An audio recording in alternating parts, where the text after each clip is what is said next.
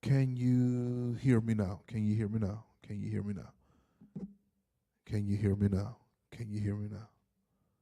All right. All right. Can you hear me now?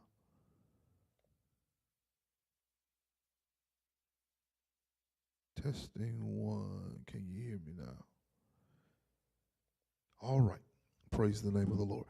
Well, if you would go ahead, greet me. I see several of you already commenting in the comments. If you would greet me, let me know that you're joining us tonight for our first deeper Bible study in about a month. We took the month of July off for our season of consecration, and we are back again tonight, uh, resuming our deeper Bible study.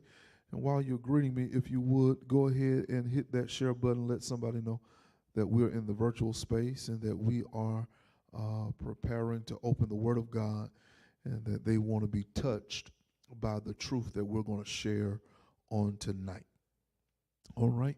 And while we're going through this lesson, I invite you to engage with me in the comments. I invite you to hit the like button, hit the heart button, make sure that we're seen in the social media algorithm.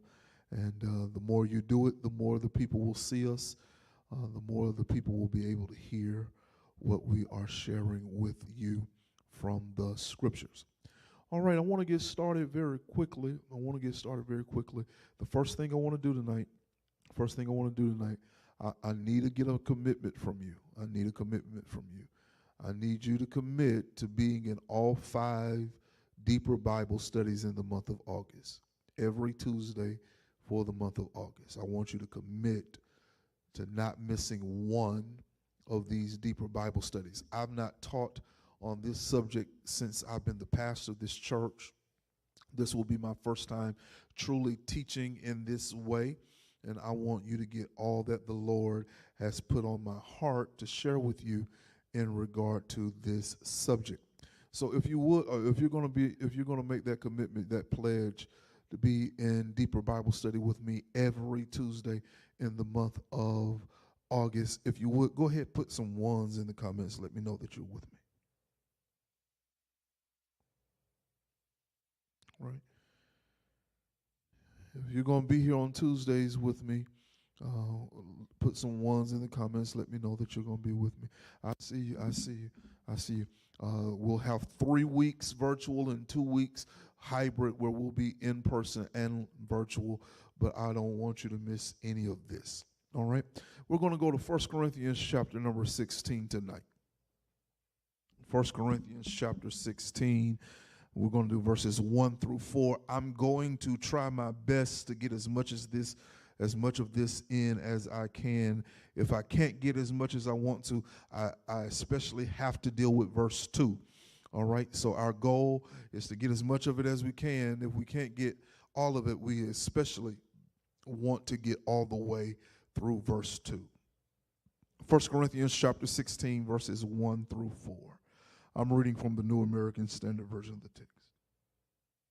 Now concerning the collection for the saints, as I directed the churches of Galatia, so do you also. On the first day of every week, each one of you is to put aside and save, as he may prosper, so that no collections be made when I come. When I arrive, whomever you approve, I will send them with letters to carry your gift to Jerusalem. And if it is fitting for me to go also, they will go with me. I want to label our study, it's going to be our label for the month, our label for the night, Paul's philosophy of financial stewardship. Paul's philosophy of financial stewardship. Now, the text that we've read together tonight, if we take a very narrow look at the text, it deals with the collection for the poor saints at Jerusalem. This is the subject of verses 1 through 4. Paul is talking about a benevolence offering that he is raising throughout all of the Gentile congregations to support the poor saints at Jerusalem. That's the narrow look. The broad look is that Paul is giving us his philosophy of financial stewardship. This is his philosophy of financial stewardship, and that is why we're labeling this Paul's philosophy of financial stewardship. Now, there are two key words that we need to pull from this title. The first word I want you to put in the comments is this word philosophy. Come on, put that word philosophy in the comments. Philosophy.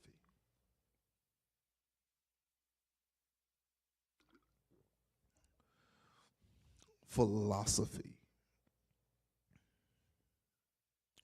This word philosophy describes for us what a person believes, that's one, and two, how that person behaves in a particular discipline. So if you are a teacher, most teachers have a philosophy of teaching.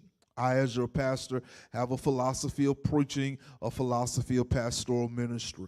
Most doctors have a philosophy of practicing medicine, and so forth and so on. Depending upon the discipline, they have developed a philosophy based on what they believe that particular discipline should be.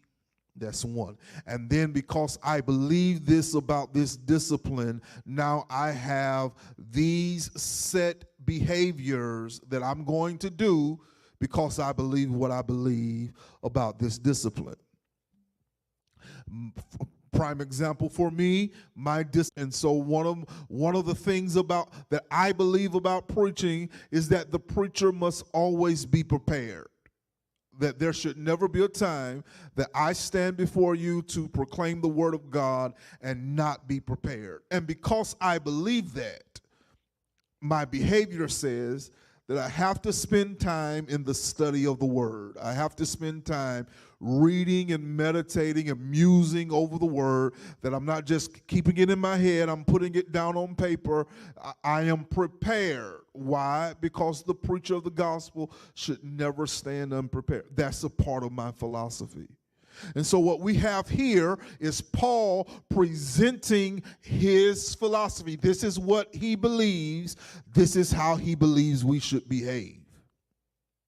Now, there's a second word here that we need to pull out of this title, and that word is stewardship. Come on, put that word stewardship in the comments. The word is stewardship.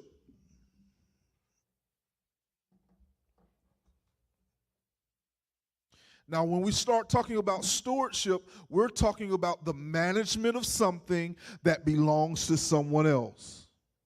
Stewardship says, this is not mine, it belongs to someone else.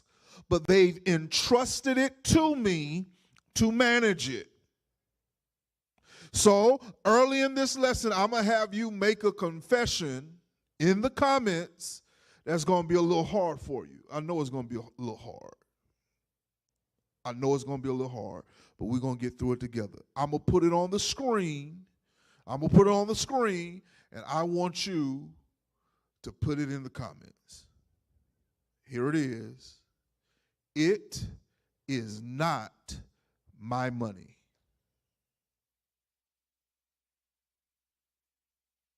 Come on, put it in the comments for me. It is not my money. But Pastor, I worked 8 hours a day, 40 hours a week, 80 hours a pay period, 160 hours a month. I earned that money. Well, where did your job get it from? Your job got it from somewhere in order to give it to you. Where did they get it from? Oh, they got it from the patrons of the business. Okay, great. Where did they get it from?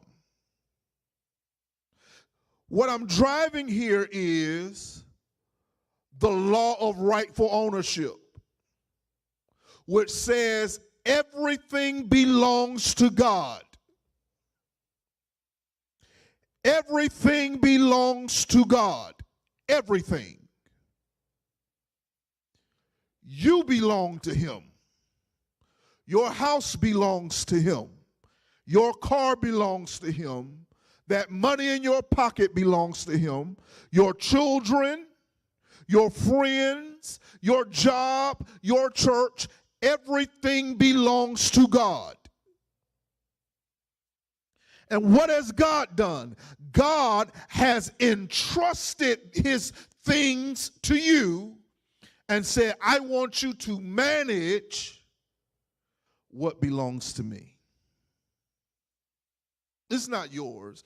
I'm giving it to you as a stewardship. I want you to manage this. I'm trusting you to manage this, which seems to suggest to us that if you're stuck on little, it's because God can't trust you with more. If you be faithful over a little, I'll give you much, but I can't give you much until I can trust you with the little you have. If I can't give you a $5 bill and trust you to handle that $5 properly, why would I give you 50 or 500 or 5,000 or 50,000 or 500,000 or 5 million? Why would I give you more if you can't handle what you have? It's not mine, it's his. And because it is his, he has entrusted me with what is his. And he says, if you can do good with this, if I can trust you to handle this, if I can trust you with 100 air, I'll trust you with 1,000 air. And maybe we might get to a millionaire, but I'm not going to take you to a millionaire until you do good on 1,000 air. And if you don't make it 1,000 air, it's probably because you didn't do good with 100 air.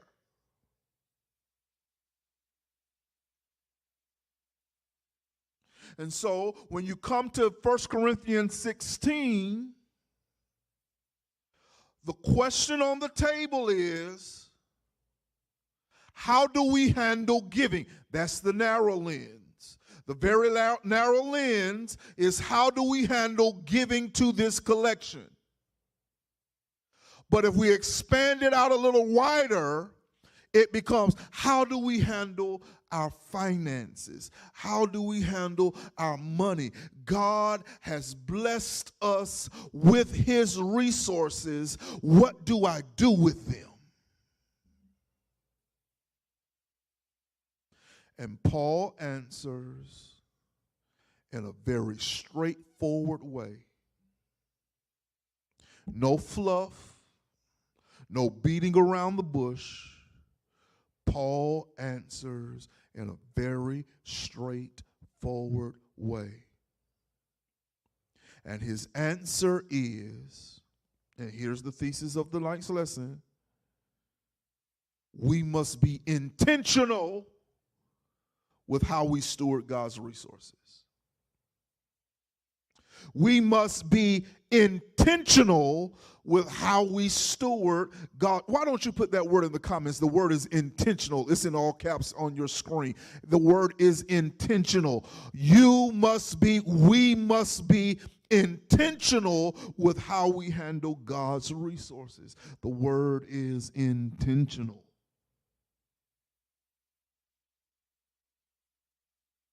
The word is intentional. Now, there's a root word in this word intentional, and that root word is intention.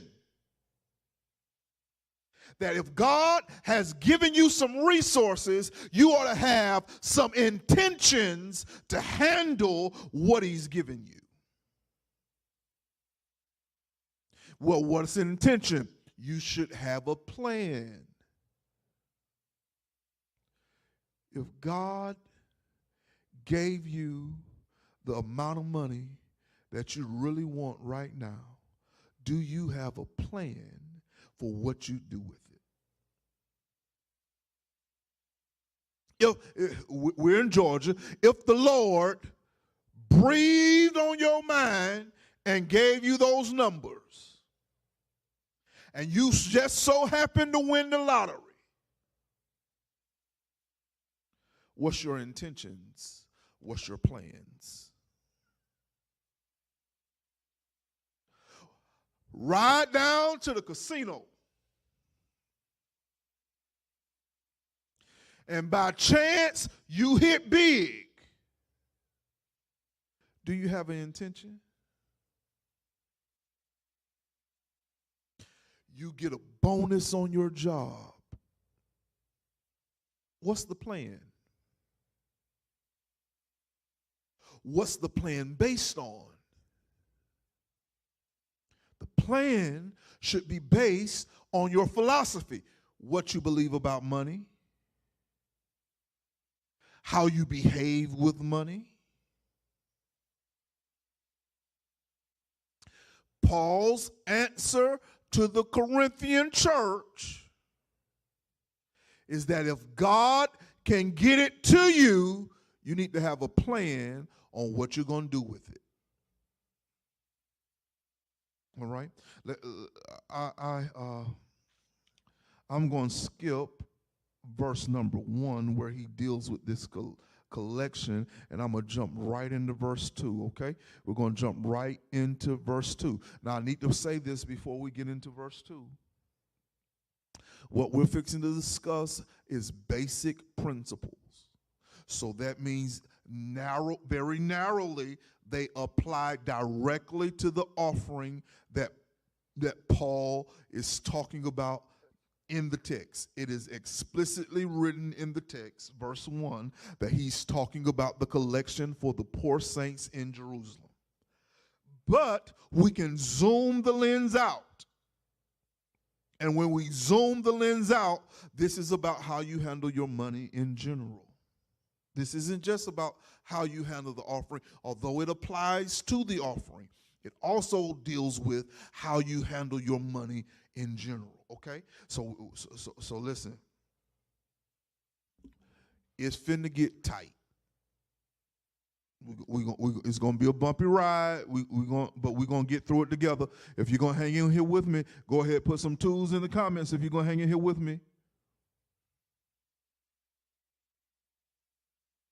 Come on, give me some twos if you're gonna hang in here with me.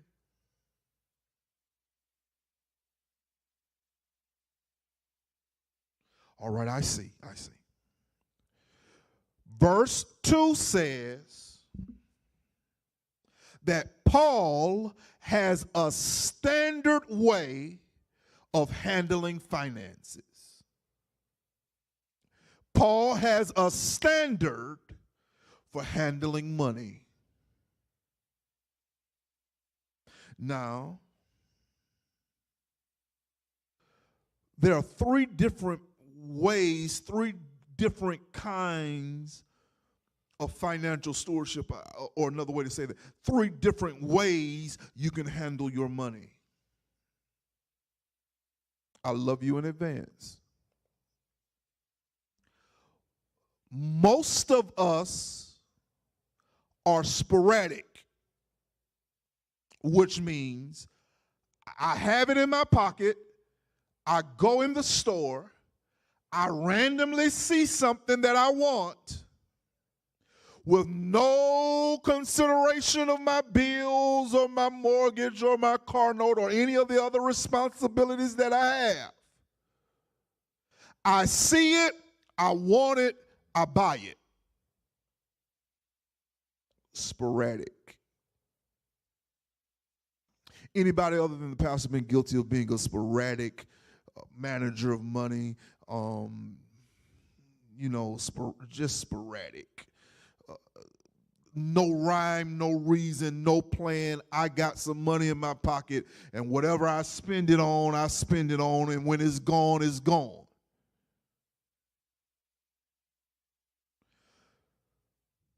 Most of us handle our money sporadically. Here's the second. Then, not just sporadic, there's sacrificial management of money. Show you how this works, sacrificial management of money. So the refrigerator breaks. And now, even though you didn't have the money to buy a new refrigerator, other things have to be put on the back burner because we got to sacrifice to get this refrigerator. Anybody identify with that? Anybody identify with that? Go ahead, put some threes in the comments if you can identify with what I'm saying. That hey, it wasn't in the plan, but it was necessary, so I had to spend it anyway. Now, let me go back to this sporadic because I only talked about it in the wide, broad sense. Let me bring it to giving. Sporadic givers are people who only get their offering together when they get to church. They've not planned what they give. So you might get $1 this Sunday. You might get $5 next Sunday. If they got the income tax or got a stimulus check, you may get 10. But there's no rhyme or reason to their giving. It's very sporadic. You may not get anything from them at all. Now, using giving, we're going to come over here to sacrificial. Sometimes the Lord will press on your heart to give something more than you would regularly give. The Lord blessed me a few years ago. And when the Lord blessed me, He pressed upon my heart to give a sacrificial offering. It's still hard to talk about it even now because it was 5 figures before the decimal point. 5 figures. One offering, 5 figures. I even tried to use the first lady. I went to the first lady hoping she was going to say, no, I don't know if we should do that. And went to her and she talking about, if the Lord told you to do it, baby, go on and do it. It's not an often thing. It's not all the time. But sometimes the Lord will press upon your heart to give something more than you normally give. So you have the sporadic. You have the sacrificial. Here's the third, and this is where we're going to camp. You have those who handle their money with a system. Come on, put this word system in the comments. Come on, put this word system in the comments. A system of giving. A system of handling your finances. Come on, put that word system in the comments. This is where you should live. This is where I want to get you. This is what this teaching is designed and tailored to. This is the end goal for this series, to bring you from just being a sporadic giver to being a systematic giver, to having a system of giving. I personally have a system of giving. I'm not telling you to do something that I don't do. I have a system of giving. Every week, I'm going to pay that 10% tithe. Every week, I'm going to give my pastor, Bishop Brian Keith Hodges, 5% of my total income every week. Every week. Now, I'm moving from just giving to the church to financial management at all. Every week, I'm going to put 50% of my check into our family account. I'm going to put another 10% in savings. Each of the savings accounts gets 10%. The investment account get 10%. And now that I got Deuce and Kendall are going to get $5 a piece. Every time I get paid, I have a system of handling my finances. Why? Because this system keeps me from being sporadic. This system says that I'm intentional with my money. I have a plan for my money, and I can do everything I need to do with what I have. Why? Because I sat down and I put together a plan based on what I believe about money, and I set up a system. I can't go and buy no Gucci belt because it don't fit in my system.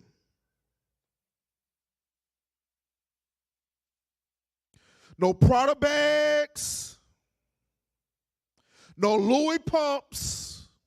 Okay, that's for the women. I can't go and buy no $1,500 piece of equipment to put in this car that I've been working on for the past 2 years in the garage because it doesn't fit into the system. If it doesn't fit into the system, oh, I know it's tight, but it's the truth. And part of the reason why I'm teaching this is because so many of us are over here in sporadic when we really need to be in the system. You need to have a standard on how you handle your money.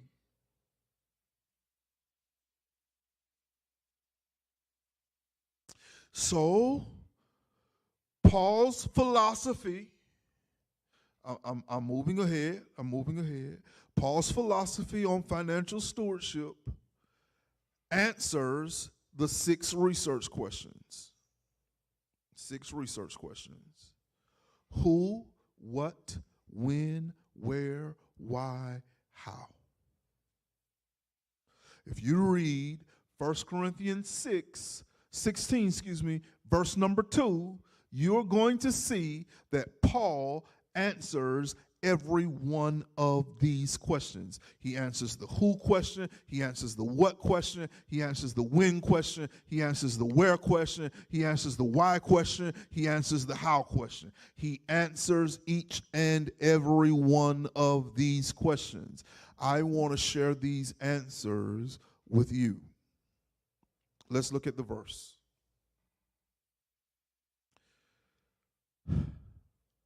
On the first day of every week, each one of you is to put aside and save as he may prosper, so that no collections be made when I come.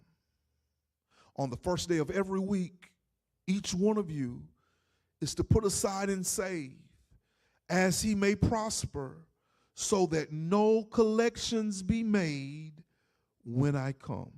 Paul is going to answer all 6 of these research questions with this one verse. Come on, put the word who in the comments. This is the first question. Put this word who in the comments. Who needs to give? Who needs a system of giving? Who needs a system of managing their finances? Who? That's the first question. Let's read the text. On the first day of every week, who? Each one of you. Who needs to have a system of giving? Each one of you. Who needs to have a system of managing their finances? Each one of you. Paul is not leaving anybody out. Whether you have a whole lot or you have a little bit, you need a system of giving. You need a system of managing your money. If it's a whole lot, you need a system. It's a little bit, you need a system. Every one of you, each one of you needs a system. The first question is, who needs to manage their finances well? And the answer is you. Why are you teaching this, Pastor? I'm teaching this while I'm talking about the who. I'm teaching this because Greater Beulah, since 2020, has paid off $250,000 worth of debt because of the giving of the members of this church. while at the same time having to write benevolence checks to get people's lights turned back on. Who needs to manage their money?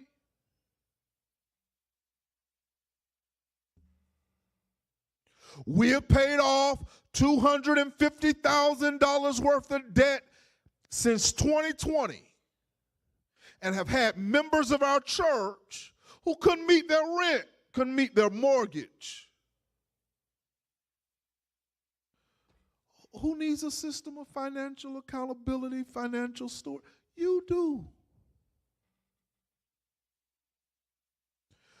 We receive benevolence so that we could be a blessing to people who are having a hard time.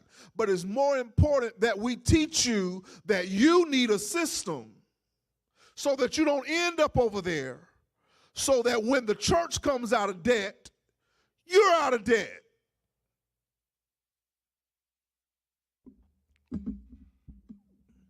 So that when the church bills get paid from your offering, I wish I had somebody to help me tonight. When the church pays their bills off of your offering, you have your bills paid. Why? Because you've already established a system. You already have a plan. There's an intention. You know what you believe, and you know how to behave with that money that's in your pocket. Who needs this? You do.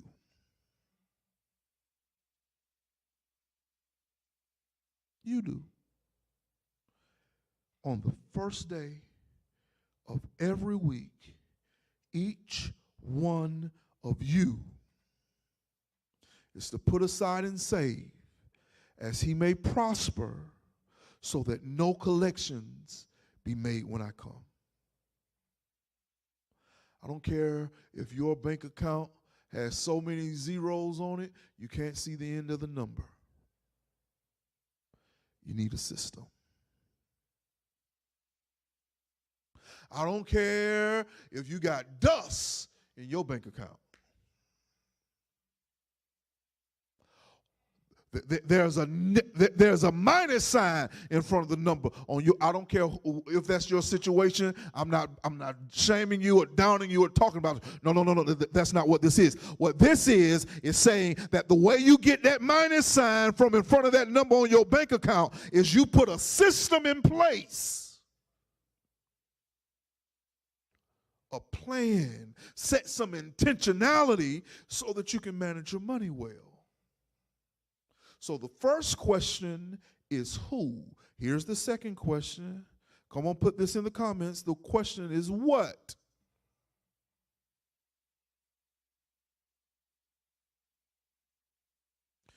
Now the question becomes what? Not just who needs a system of giving, who needs a system of financial management? What do I do? Tell me, Pastor, what do I need to do? I'll tell you what you need to do. You need to read 1 Corinthians 16, verse number 2. On the first day of every week, each one of you is to put aside and save. You are to put aside and save. All right. Come on, put that word save in the comments. Save. Put aside and save. It's interesting that Paul uses a Greek word here, thesaurizo. It means, and the word here means to keep something safe for some future event. This really interested me because it suggests that the money the Lord has entrusted you with is in danger.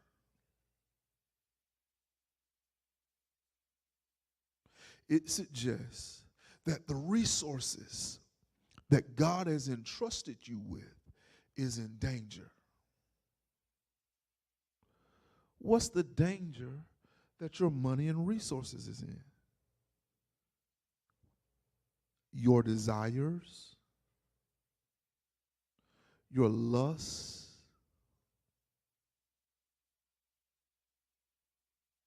your cravings. I'm finna put something out there. If you can identify with this, I want you to put a 4 in the comments if you can identify. Don't put it in there until I tell you. Anybody ever set some money to the side and then you wanted something and it started bothering you because you had the money to do it even though you set it to the side? It was like, if I just get that over there, I can do this. If I just pick this up, I can get this. Oh, and here's the phrase that my dad would say. My dad would say, and that money started burning a hole in your pocket.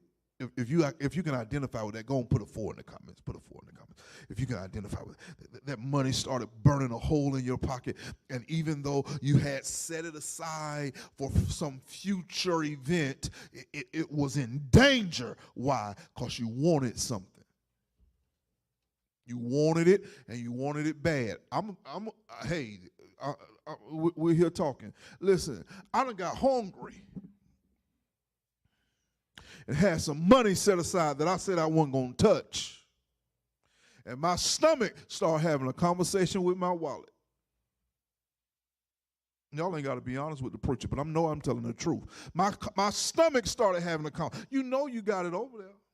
You ain't going to use all of it. I'm talking good in this room. You ain't going to use all of it.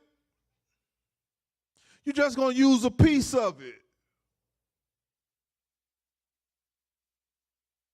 And so the reason why you set it aside, you put it out of view, is to protect the money from your cravings and your desires.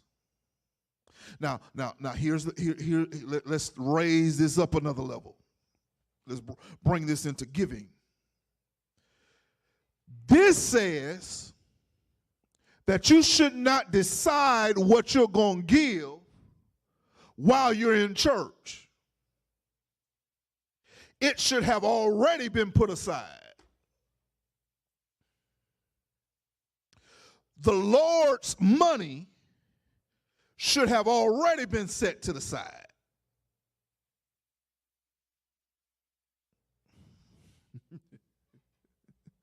Unless the Lord has put a sacrificial gift on your heart and he presses it upon you while you're in the service and you're adjusting what you've already planned to give, your giving should be planned before you get here.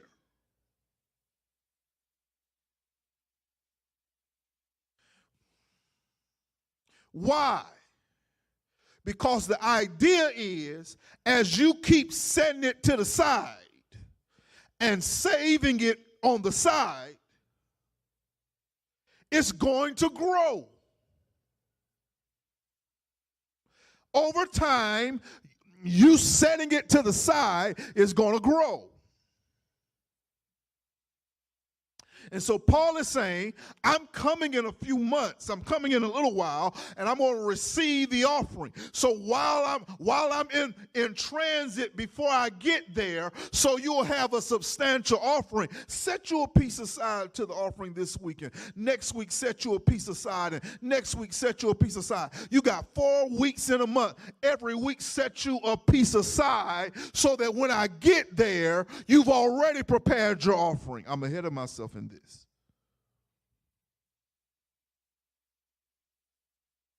Now let me throw in some syntax. Syntax says that this is a present active, which means this is continuous action, which is to restate what I just stated. That you don't just do this one time. You can't put money in savings one time. You got to keep on putting money in savings.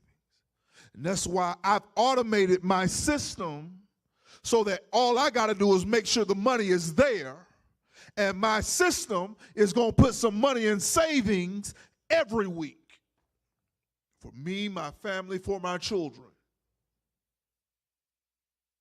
Why? Because this is continuous action. In fact, the suggestion is that this is an action that started in the past, that's continuing in the present, and has no contemplation of completion in the future. Run it back. It began in the past, it's continuing in the present, and it has no contemplation of when it's going to end in the future.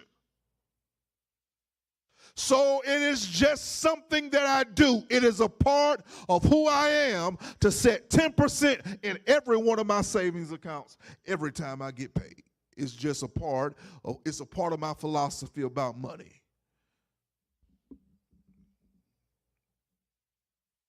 It's a part of my philosophy.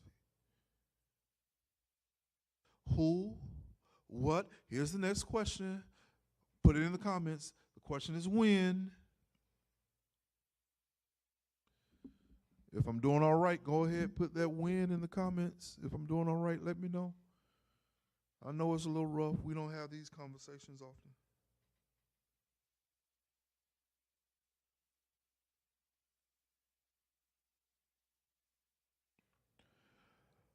When, let's read the text again. When do I use my system? Forgiving my system for financial management? On the first day of every week. Oh God, it's right here in the Bible. It's in the Bible. How to do this is in the Bible. It's in black and white. He says, on the first day of every week, each one of you is to put aside and save. Now, we can be surface. We can be surface. The surface here is that the first day of the week, Sunday, was worship day. And so, before you go to worship, set your money aside. Before you go to worship, allocate your funds to where they need to go. That's okay. That's okay. We can go with that.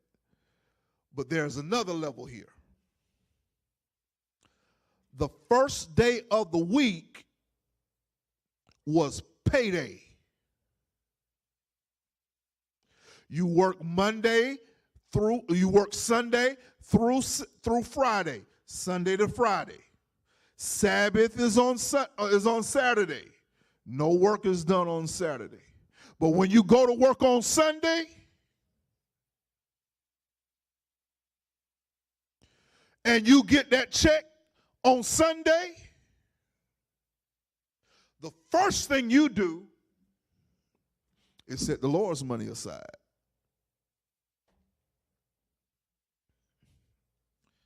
That's narrow, that's the text.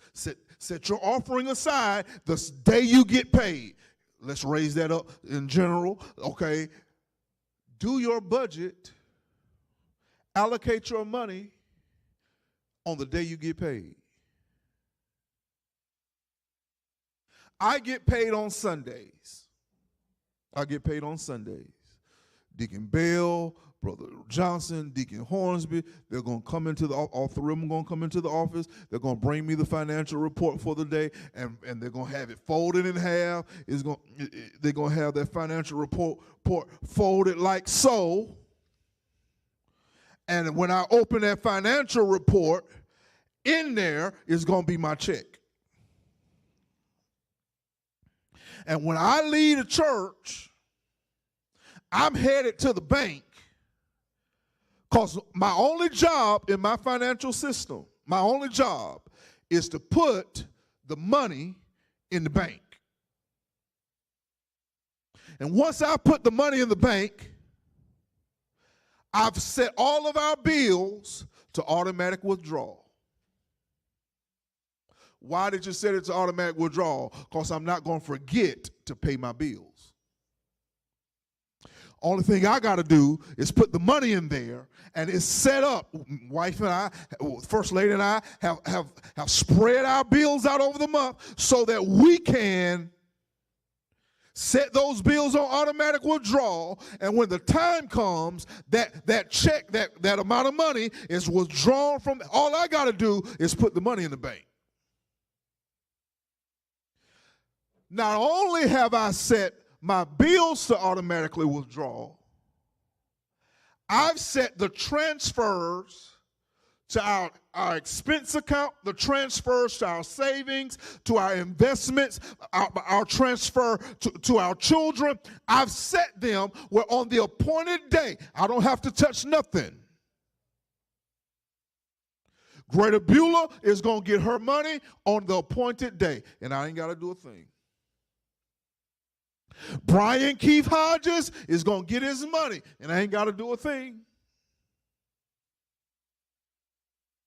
Our household expense account is going to get its money. Kendall and Deuce are going to get their money on the designated day. Why? Because I got a system. I planned it before I got the money. Lord, I wish y'all would listen to me.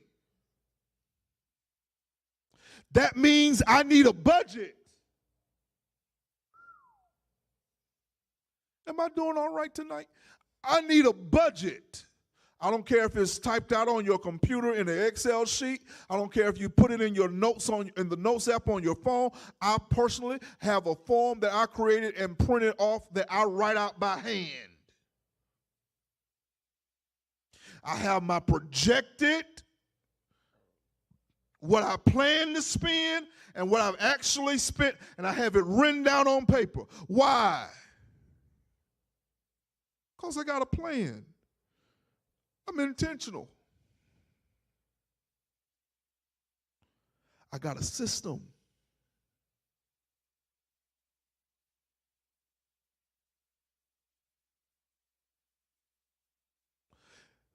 Paul says that when you get paid, you need to set your money aside. Because you want to know what's going to happen if you don't set that money aside when you first get it? It's going to be a sale.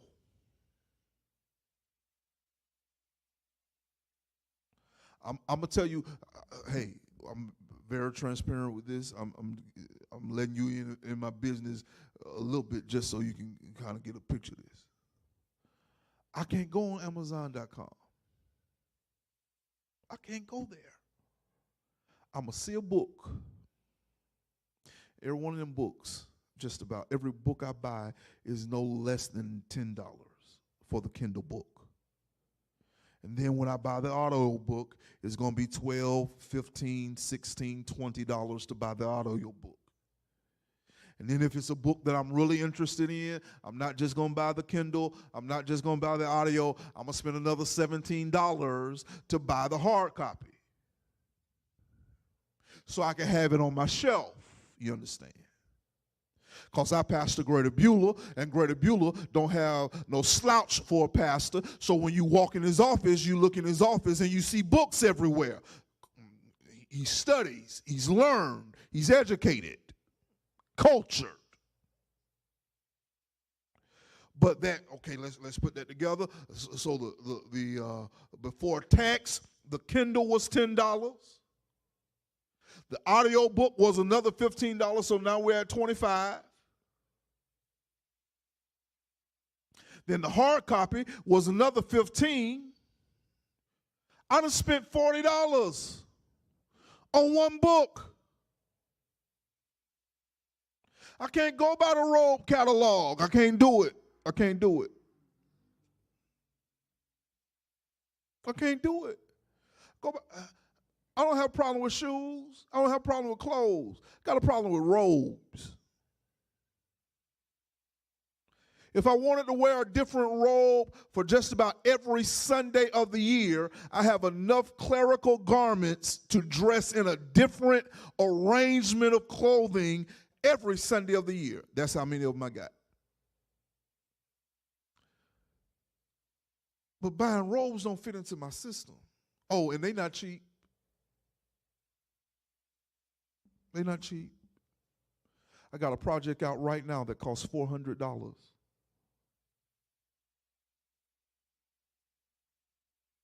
$400 to sweat up. So because I know that I'm inclined to spend my money, I got to have a system in place already to safeguard me, to protect me from that. Y'all know we like to eat. Come on, y'all help your pastor. Y'all help your pastor. Y'all done got quiet on me.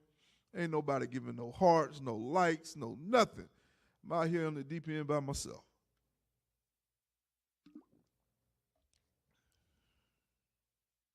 But does it fit into the system? Does it fit into the budget? Because by doing this at the first of the week when I get paid, you know what happens? I know how much I have that I can spend on the books. I know how much I have so that I can go to Longhorn. I know how much I have so that I can get a robe if I have that much. I wouldn't know that if I didn't do it first. On the first day of the week, I know, y'all tired of the pastor.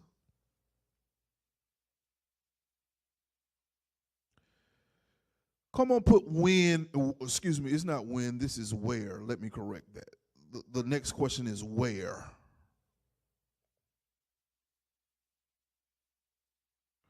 Come on, put where in the comments.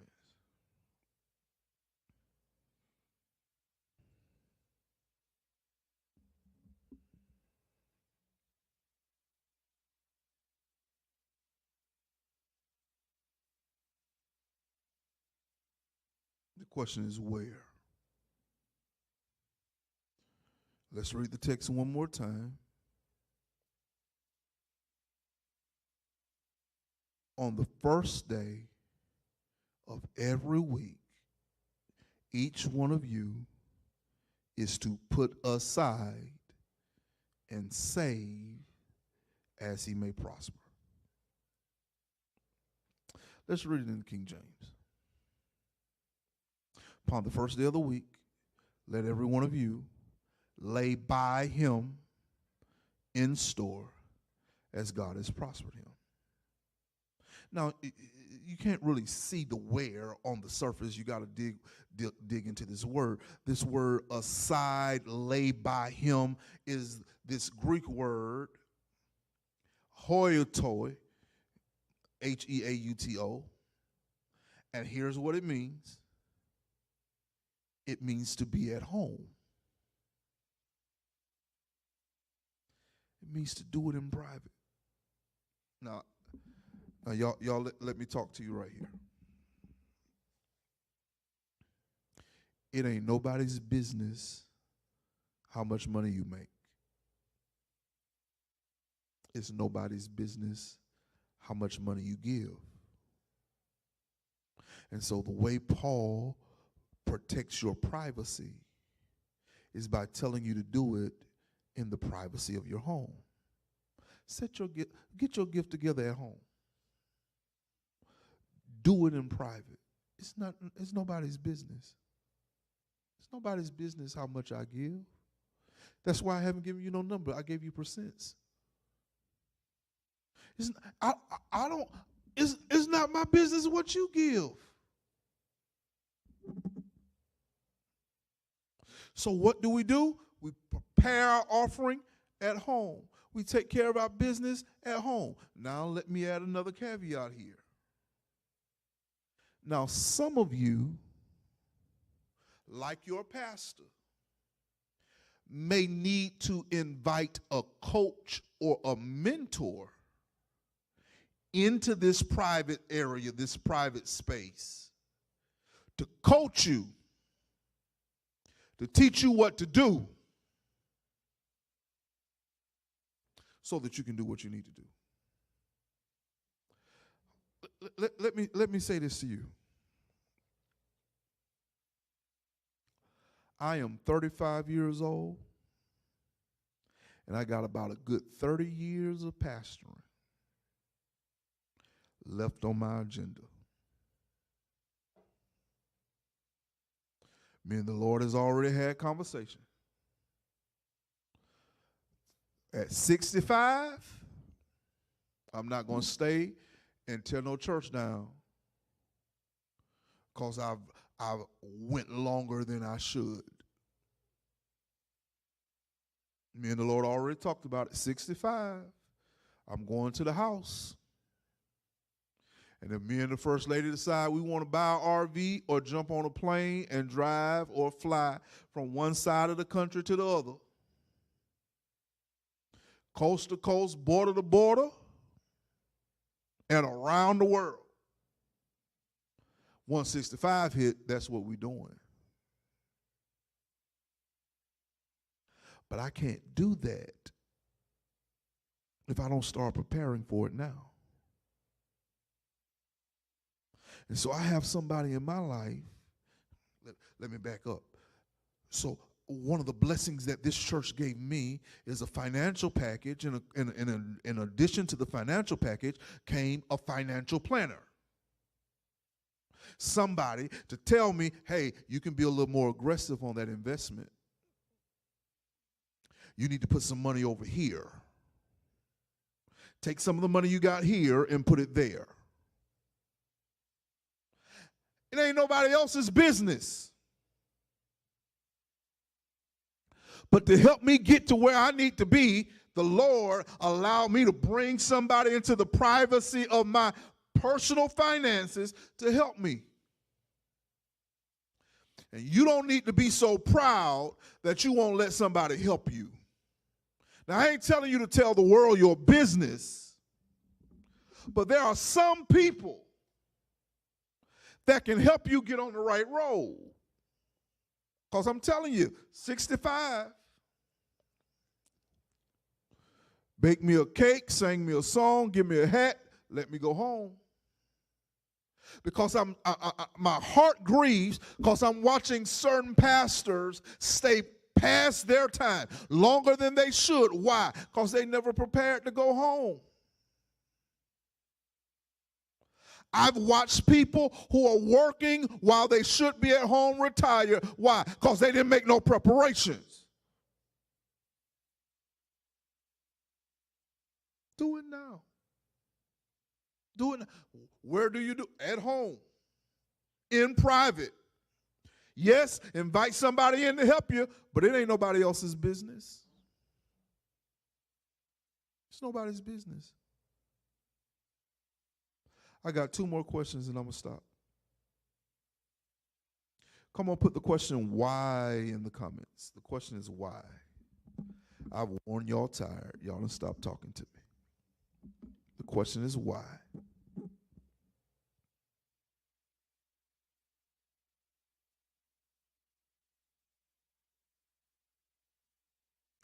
Let's read the text again. On the first day of every week, each one of you is to put aside and save as he may prosper, so that no collections be made when I come.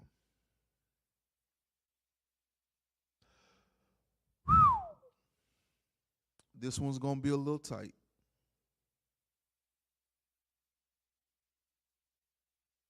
Y'all love me? Y'all love me? Y'all love me?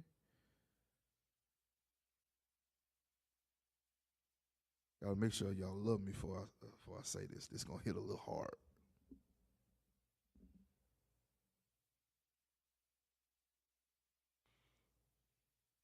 Paul says,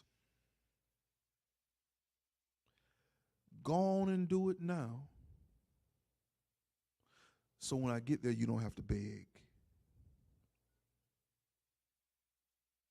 You don't have to scrape and scrounge up money to meet your obligations.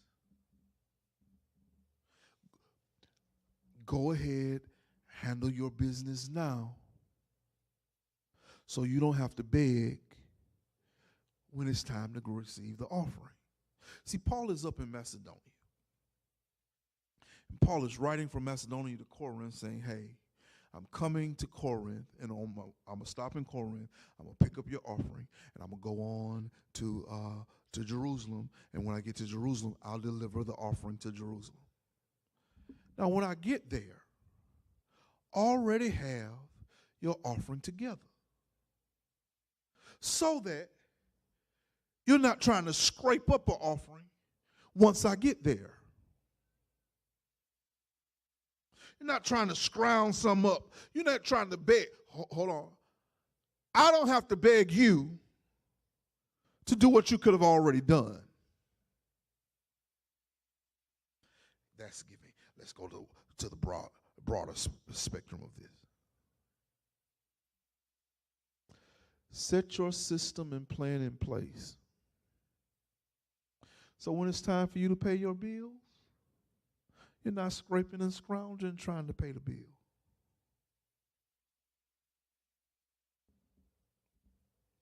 You don't have to beg nobody to let you hold something to the first of the month because you've already handled your business.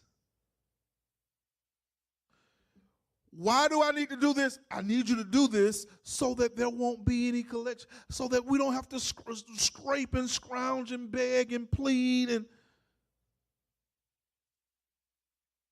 I'll say this, and I'm going to wrap up. I'm over time. And I feel y'all closing up on me. Y'all tired of me. One of the things I thank God about pastoring this church, I've never had to beg you to give. Now, I may have pressed upon you a little bit, but I've not had to beg you to give. I haven't had to be no auctioneer trying to get an offering. I mean, I got 100, 100, 100, 100, 50, 50, 50, 50, 25, 25, 25, 5, 5, 5, 5. I ain't had to do none of that. We need to give. This is the need. This is where we are. And you've responded. Now, do the same thing at home. You set that money aside. Allocate the money to where it needs to go. When you get paid, in the privacy of your own home, possibly with a mentor or coach, so that when the time comes, you're not scraping and scrounging. You're not begging and pleading. You're already ready.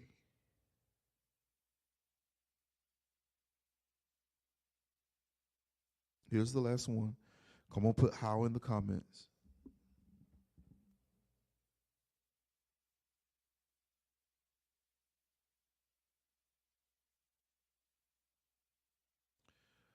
Come on, put how in the comments.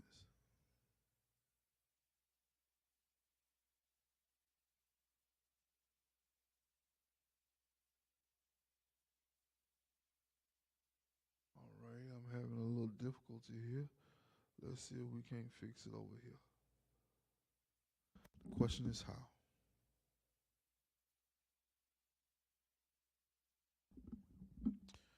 How?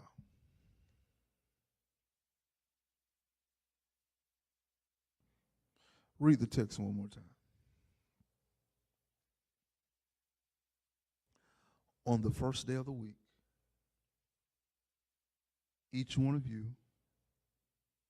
is to put aside and save as he may prosper. Now, this word prosper talks about a prosperous journey for things to turn out well for you. Okay, great. Now, let's look at some other translations. Let's compare the translations. The Amplified Bible. He says that is in proportion to your prosperity. All right? Good News Translation says it's in proportion to what you've earned. The NIV says that it's in keeping with your income. Paul says, I'm not asking you to give what you don't have. I'm asking you to base what you're going to give on your income. Don't try to keep up with the Joneses. Don't try to impress anybody. Do what you can with what you have.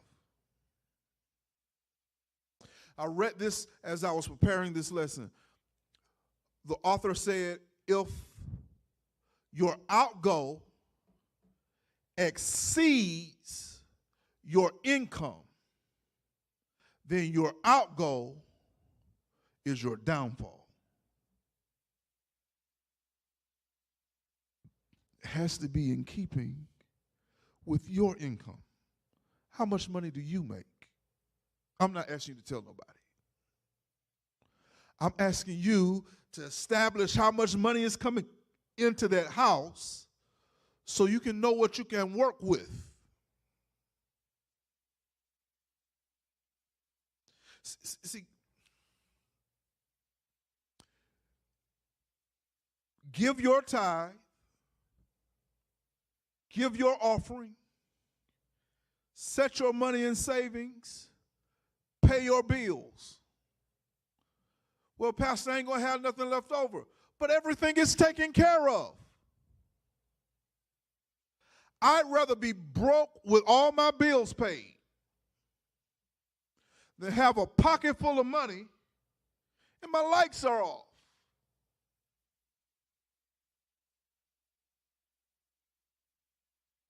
He says that we do this in keeping with our income. And so, yes, my tithe is 10% of my income. Well, Pastor, do I tithe off of the net or the gross? Here's your answer. Is the net what you really made? Was that really how much you prospered? Or is the net what you made minus the taxes that were taken out and the insurances that were taken out and whatever other deductions that were taken out? For some, it would be child support or spousal support or whatever. Is that what you really made?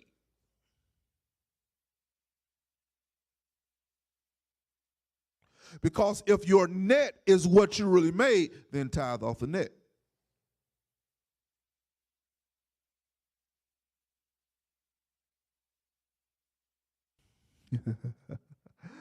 Oh, Lord, I got to stop. I got to stop because y'all, yeah, I feel it now. Pastor, you meddling. Let me show you one more scripture, one more translation. I want to show you the New Revised Standard Version. This is a pro tip. On the first day of every week, each of you is to put aside and save whatever extra you earn. So you went to work this week and you worked some overtime. Don't budget the overtime. Don't budget the bonus. Put it in savings. Use it to give. That's literally what this says. Save whatever extra you earn.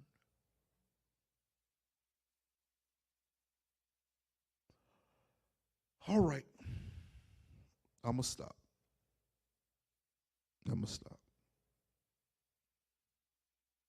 Were you blessed tonight? I got so much more to tell you. I'm just stopping. I'm not done. I'm just stopping. If you were blessed tonight, go ahead and put some fires in the comments. A little bloody, but blessed.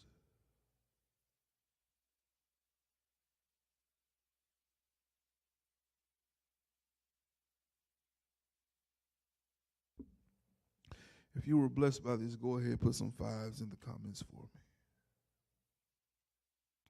Now, I'm going to be teaching in this way for the rest of the month. I'm going to be preaching in this way the rest of the month. So prepare yourselves. Let me say this. God would not have me teach this if he didn't want to give you some money.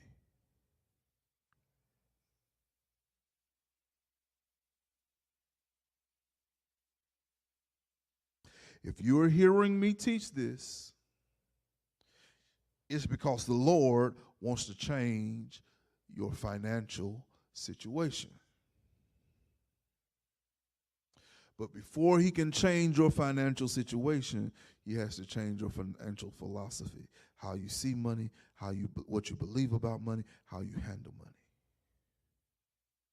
And you can't just base it off of what other people say, what you pick up here, what you pick up there. You got to base it off of the Word of God. So he wouldn't have me teaching this, talking to you in this way, if he didn't want to bless you financially. So prepare yourselves. Stretch your capacity. How do I stretch my capacity with money, Pastor? Go to work on how you handle what you have.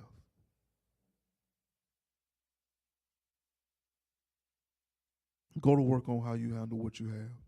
And see if when you start managing what you have better, if you don't start noticing the needle move a little more.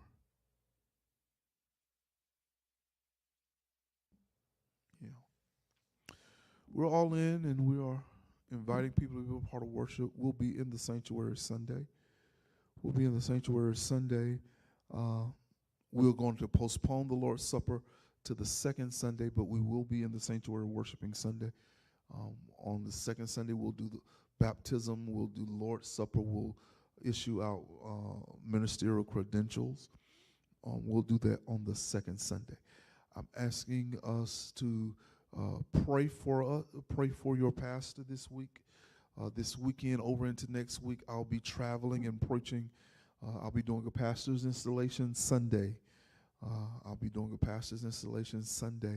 And so I'll be away. I want you to still come to church. Be here even though I am not. I'm doing what's required of me, preaching in pastor's installation, imposition of the laying on of hands to install a new pastor into a new church. And he's entrusted me with his installation. So I'll be away doing that. I'll be away preaching revival next week. We're still going to have Bible study. I'm still going to go live. I'm still going to teach. I'll just leave teaching and head into preach. Amen. So y'all be prepared for next week, okay?